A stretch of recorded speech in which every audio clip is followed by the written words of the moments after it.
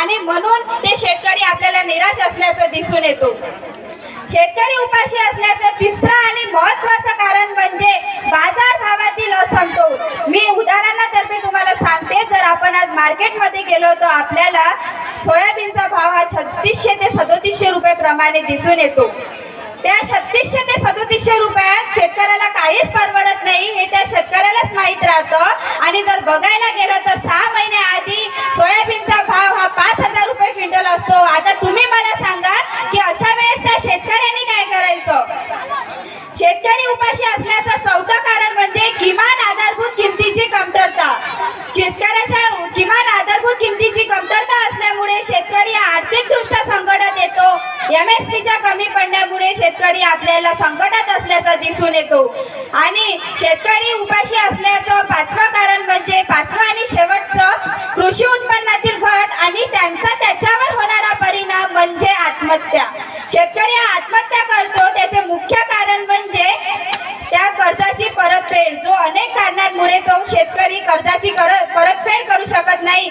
शेवटी आपण स्वातंत्र्यानंतर तर खूप पुढे गेलेलो आहोत, पण तरीही आपल्याला आणखी काही करायचे आहे। कारण आपण जर शेतकऱ्यांचा प्रयत्न सोडविण्याचा प्रयत्न केला तर लवकरच शहरे गावांप्रमाणे समृद्ध होतील। अर्थशास्त्रज्ञ म्हणतात की व्यापारी लोकांमुळे देश चालतो, पण लॉकडाऊनमुळे समजलं शेतात नांगर चालतं तेव्हाच कुठे देश चालतो। आणि संपूर्ण कोरोना काळात जर पूर्ण जगाला जर कोणी जगवलं असेल तर ते म्हणजे शेतकऱ्याने। आणि मला असं वाटतं की आपला शेतकरी हा अनेक कारणांनी उपाशी आहे। मी तुम्हाला उदाहरणातर्फे एक कथा सांगू इच्छिते।